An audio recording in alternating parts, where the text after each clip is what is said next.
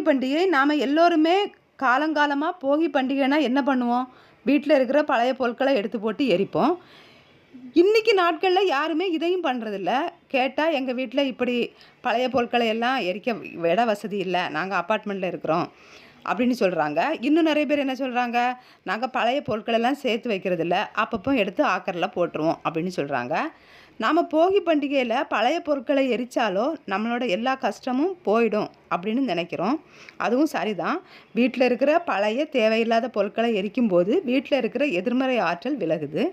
ஆனால் மாற்றம், நல்ல மாற்றம் என்பது முதலில் நமக்குள்ளே இருந்து ஆரம்பிக்கணும். நல்லா புரிஞ்சுக்கோங்க, மாற்றம் நமக்குள் இருந்து ஆரம்பிக்க வேண்டும். வீட்டை மட்டும் பாசிட்டிவ் வைபோட வச்சுட்டு நமக்குள்ளே இருக்கிற எல்லா நெகட்டிவ் வைபையும் அப்படியே நாம் அழிக்காமல் குறைக்காமல் அப்படியே வச்சுக்கிட்டு இருந்தால் எந்த மாற்றமும் ஏற்பட போகிறதே இல்லை. நமக்குள்ளே இருக்க நெகட்டிவ் எண்ணங்கள் மற்றும் நமக்குள்ளே இருக்க பேட் ஹேபிட்டை முதலில் அழிக்கணும். அதுக்கு தான் இந்த மெத்தடு.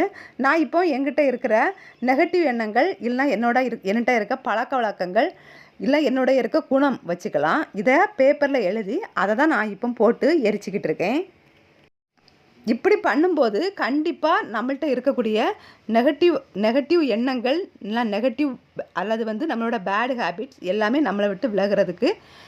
அது மட்டும் இல்லாமல் நம்ம இன்றைக்கி இப்போ இந்த போகி பண்டிகையில் இதுதான் அதோட முக்கியமான மீனிங்னு கூட வச்சுக்கலாம்.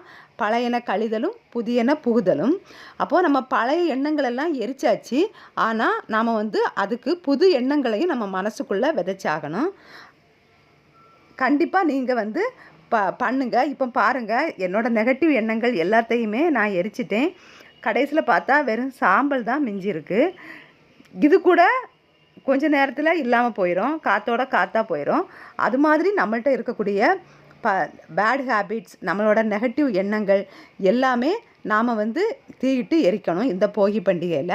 இது கண்டிப்பாக நாம் எரிக்கும்போது நமக்குள்ளே இருக்க கெட்ட குணங்கள் எல்லாம் அழிஞ்சது மாதிரியே நம்ம மனசு நம்பும். திரும்பவும் அந்த கெட்ட எண்ணங்கள் நம்மளோட பேடு ஹேபிட்ஸை நம்மளோட மனசு ஃபாலோ பண்ணாது. அதே மாதிரி நீங்கள் இதை எரித்து முடித்ததுக்கப்புறம் ஒரு பேப்பரில் நீங்கள் இன்னையிலேருந்து என்ன புது எண்ணங்கள், புது குணம், இல்லை நம்ம புதுசாக என்ன எடுக்க போகிறோம் அப்படிங்கிறதையும் கண்டிப்பாக ஃபாலோ பண்ணி வச்சுக்கோங்க.